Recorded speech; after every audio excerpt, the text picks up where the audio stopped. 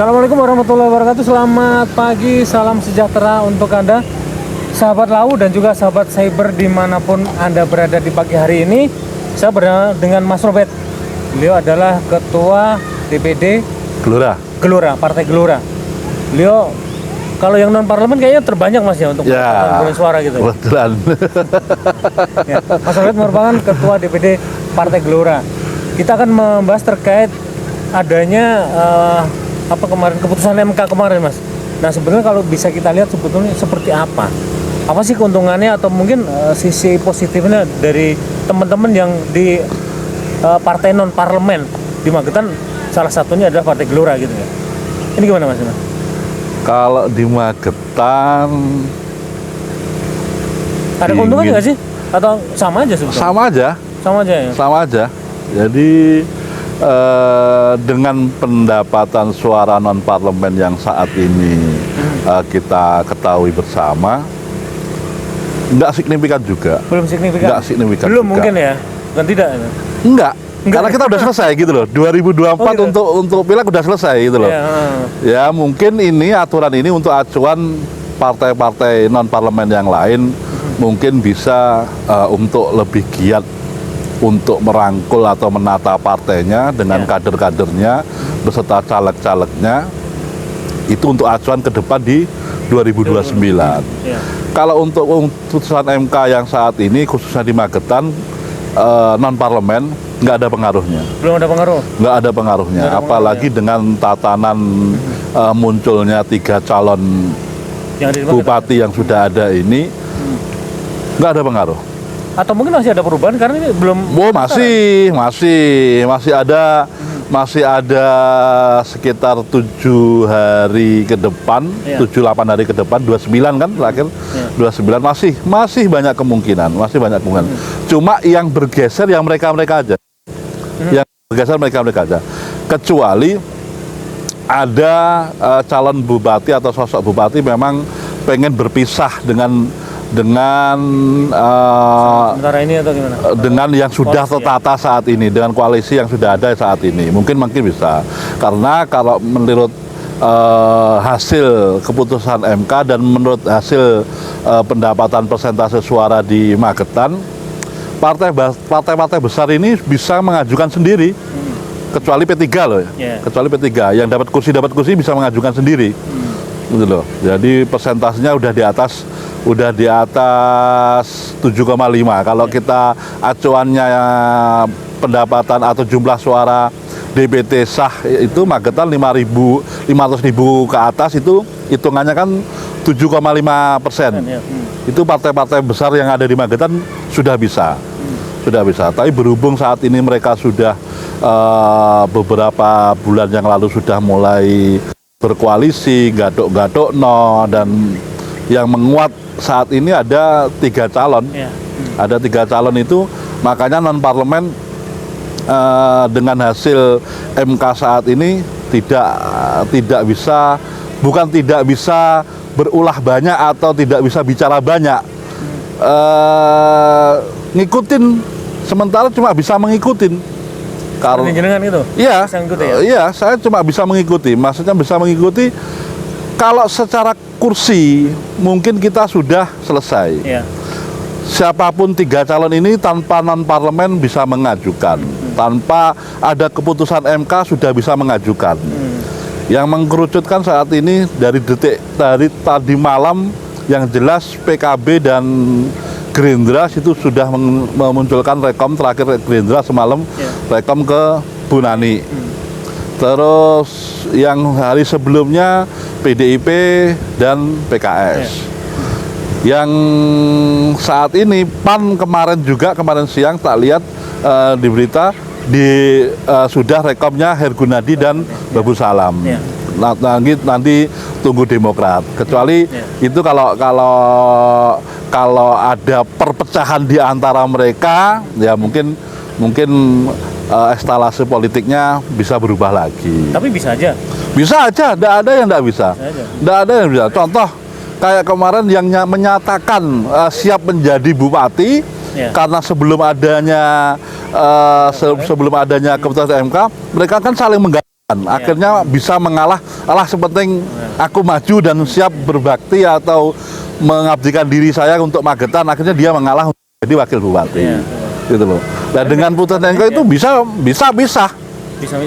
pisah, jalan sendiri, mencari wakil sendiri, karena job-job wakil kan saat ini masih ada beberapa orang yang mencalonkan dan sampai detik ini kan jobnya kan belum muncul, mau bergandengan atau mau dipakai dengan siapa kan juga belum muncul, gitu loh. Artinya waktu 7-8 hari ini apa yang mungkin bisa jenengan manfaatkan gitu kan, yang partai non parlemen kayak gini, yang bisa menguntungkan buat Anda itu? Kembali lagi seperti tadi, kita saat ini tidak ada. Jadi ini PR untuk kita dan teman-teman non parlemen yang lainnya. Kebetulan saya sendiri ditunjuk sama teman-teman non parlemen untuk mengetuai berhubungan atau berkomunikasi dengan calon-calon. Saya sudah berkomunikasi dengan salah satu calon. Saya sudah berkomunikasi dengan ketua partai yang mengusung calon yang lain dari yang satu ini. Saya sudah berkomunikasi. Yang intinya kita mau dibawa kemana nanti tinggal kesepakatan parlemen dengan deal-dealan yang kita sepakati bersama. Karena kalau kita bicara pendaftaran, untuk pendaftaran bukan selesai ya. Untuk saat ini aja saya kira sudah clear lah. Mereka semua sudah bisa tanpa koalisi aja bisa memberangkatkan, apalagi dengan koalisi gitu loh. Intinya seperti itu. Kita tinggal ngikut. Cuma yang perlu diperhatikan, kalau untuk pendaftaran mungkin sudah selesai.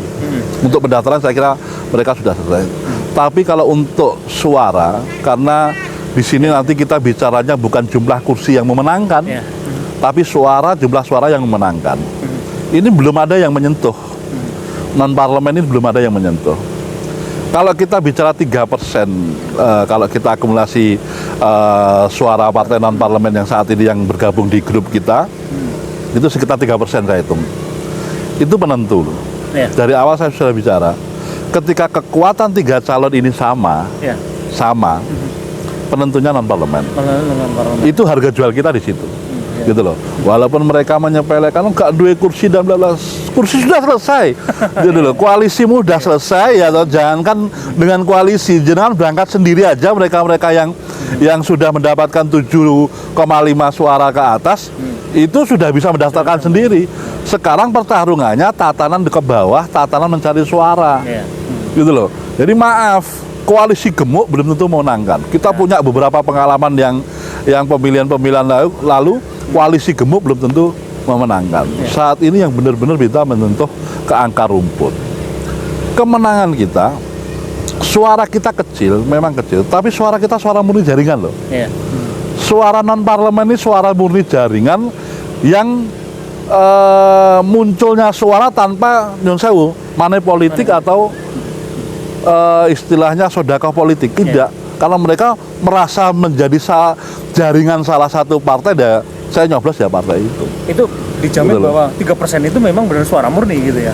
Sama murni, tanpa ada unsur lainnya, gitu loh. Beda yang partai besar lah, yang tidak kita tutupi kemarin itu adalah pertarungan yang amat sangat brutal sekali. Gitu loh, akhirnya mendapatkan suara untuk duduk ke situ, gitu loh. Jadi di momen ini momen yang berbeda, gitu loh. Memang pendaftarannya perlu kursi. Saat ini memang pendaftarannya perlu kursi atau persentase. Kalau di kursi sekitar 20 kursi 20%, kalau di suara sekitar 25. Dan ini apalagi udah turun keputusan MK ini turun menjadi, kalau di Magetan kita bicara di Magetan aja 7,5. Jadi sekelas PAN, sekelas Nasdem itu bisa mengajukan sendiri, sekelas Demokrat, hampir semua partai-partai besar yang punya wakil minimal 3-4 kursi itu bisa mengajukan sendiri, gitu loh ya. Artinya kalau dengan ini dari sisi komposisi dulu deh, pasangan calon apa kemungkinan berubah? Mungkin dari, kalau jangan memastikan bisa diperkirakan nanti 3, mungkin aja bisa 4, bisa 5 dengan harusnya bisa.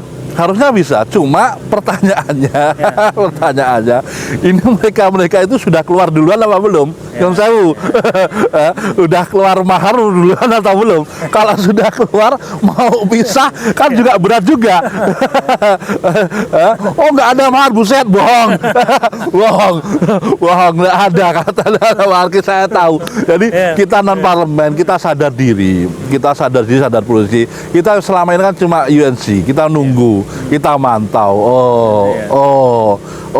Ya kita lihat aja, yang lebih tidak masuk akal lagi ya toh dengan keputusan MK saat ini loh. Ya toh, dengan keputusan MK saat ini, dia punya kursi banyak, bergabung ke suatu koalisi ke si A atau si B, si C, ya toh. Cuma dia tidak punya porsi, entah itu porsi bupatinya atau entah itu porsi wakilnya. Kenapa tidak buka sendiri? Kenapa tidak daftar sendiri dengan posisi saat ini MK yang sudah turun?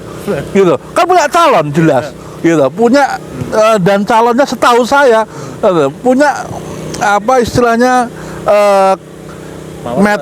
meteran atau bisa dibilang koper yang bisa untuk memberangkatkan sendiri. Itu yang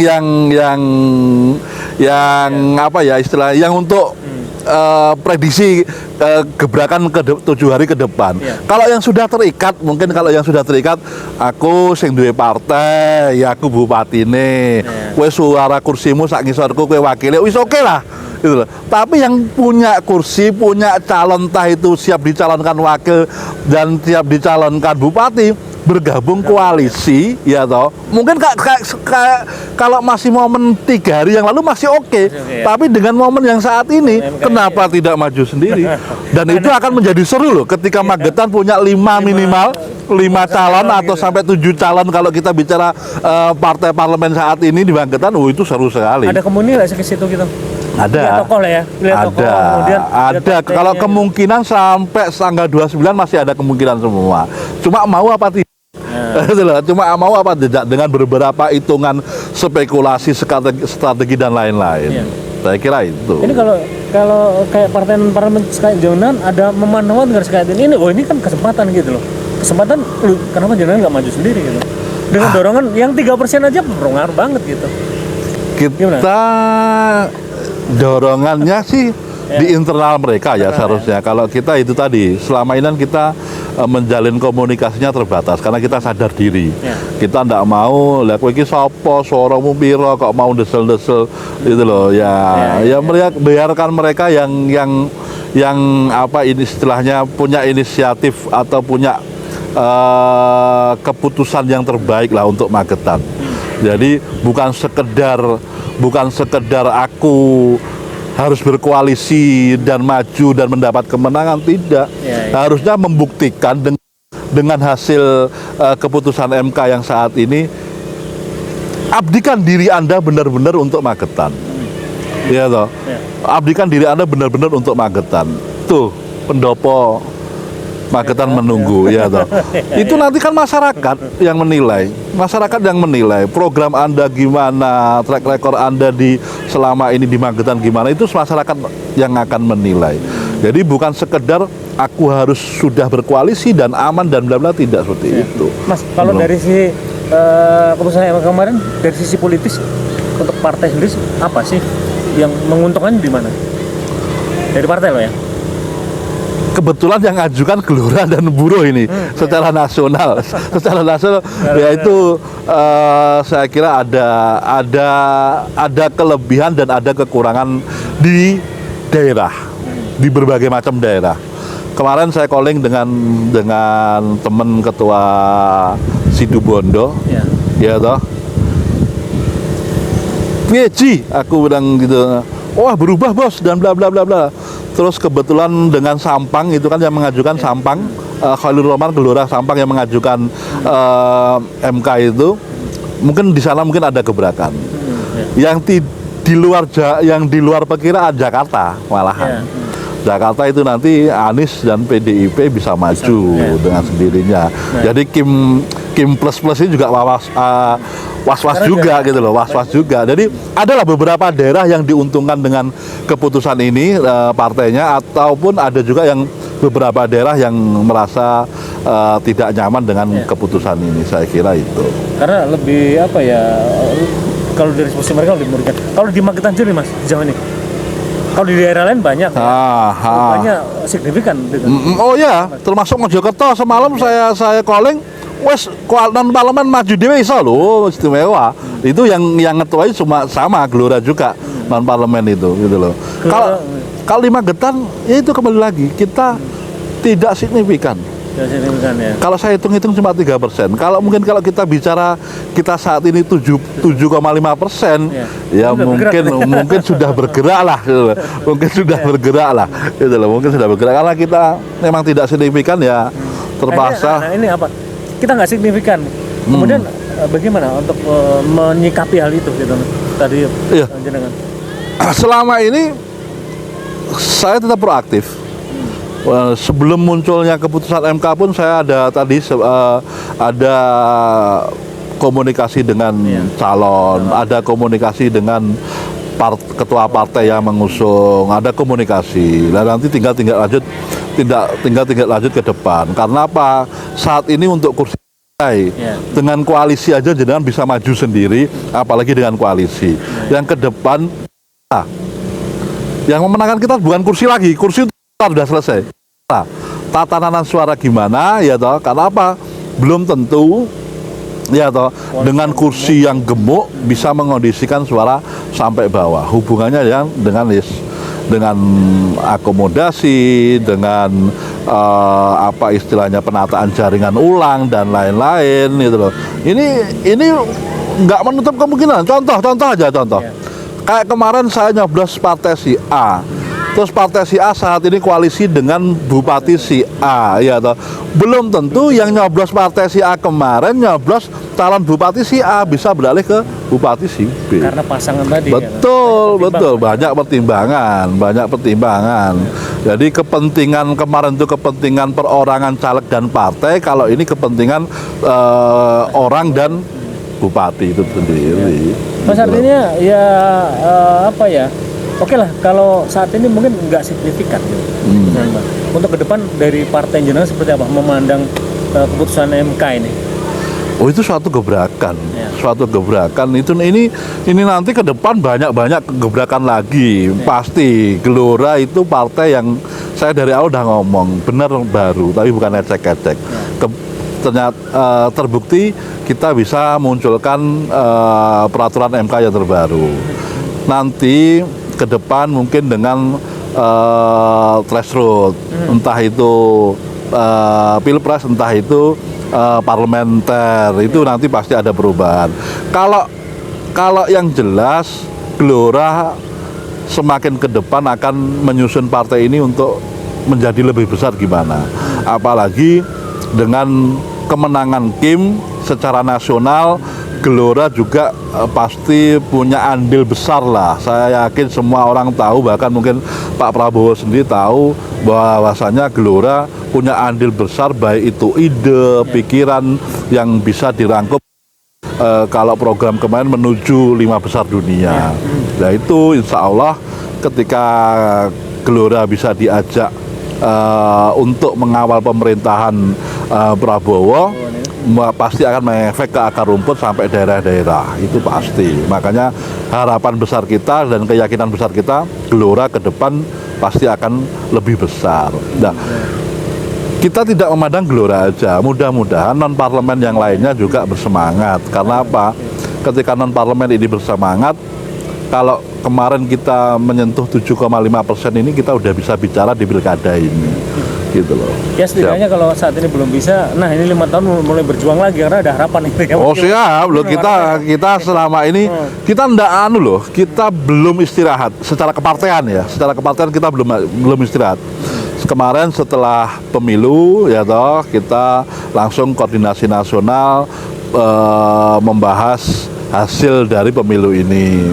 Habis itu dilanjut dengan pilkada ini. Nanti pilkada ini mungkin kita akan langsung segera membentuk tatanan jaringan-jaringan yang perlu dibenahi di partai ini untuk menyiapkan di 2029.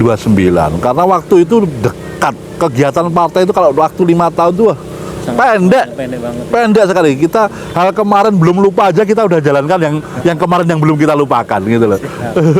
Mas, kalau di ini di perhelatan Pilkada 2024 untuk Magetan ini, Gelora mengarah kemana sih sebetulnya gitu loh? Apa yang dilakukan Gelora? Belum. Angkanya ini belum ya, masih kecil lah. Belum. Masih melihat ya? Masih melihat, masih nunggu lah, karena ada beberapa, terutama saya ya secara pribadi Gelora, kita punya tanggung jawab. Kita punya tanggung jawab komunikasi dengan DPW, komunikasi dengan DPN. Kita punya tanggung jawab menata ke bawah untuk memenangkan calon yang komunikasi atau yang mengajak kita komunikasi itu. Sejauh ini? Jadi ada beberapa, ada. Seperti saya tiga kan semuanya komunikasi ya? Oh, tidak. Sementara baru dua ini, baru dua. Kalau yang satu mungkin sudah terlalu pede mungkin ya, sudah terlalu pede. Tapi saya nggak mau untuk bicara untuk kesana dulu lah, karena belum saatnya atau berapa. Saya nanti takutnya ketika saya bicara bla bla bla besok dia datang, Mas, kalau aku. Deal gitu ya. Wah, ini yang bahaya. Tapi yang masih keputusan MK ini belum signifikan untuk di Magetan. Khusus Magetan belum ada efek apapun, kecuali nanti ada perpisahan beberapa partai yang beberapa pasangan yang akhirnya bisa menjadi minimal 5 pasang atau sampai 7 pasang.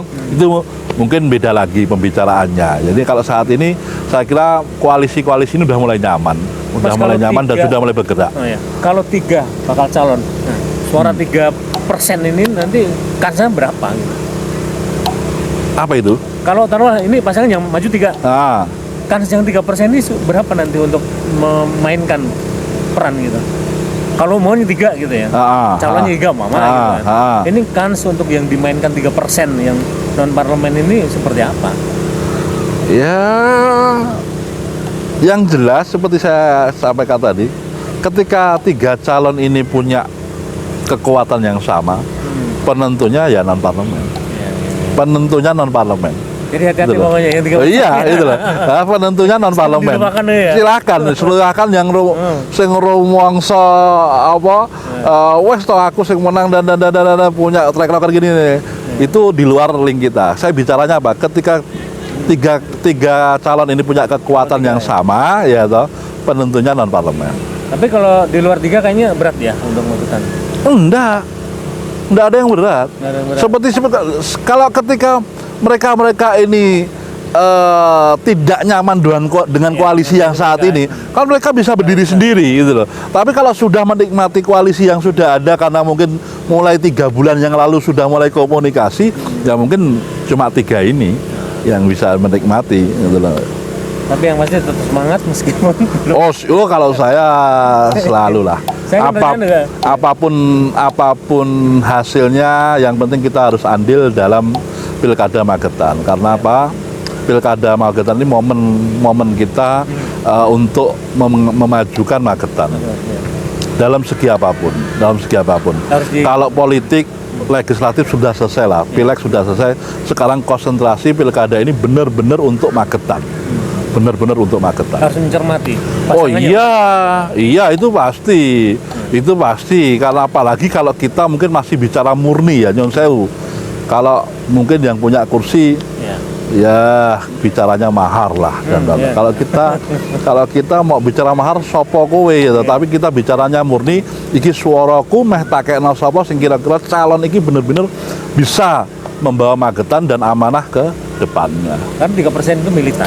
Betul, itu seperti tadi saya ngomong tadi, gitu. 3% ini suara jaringan karena saya terikat partai, gitu loh. Bukan karena muncul suara yang money politik. Kayak semakin seru gitu ya. Ini. Tapi akan kita lihat seperti apa dampaknya terhadap Pilkada 2024 di Magetan. Terima kasih Mas. Siap. Sama-sama. Sukses. Amin. Yang pasti harus menyikapi. Iya, harus. Siap. Ya. Assalamualaikum warahmatullahi wabarakatuh.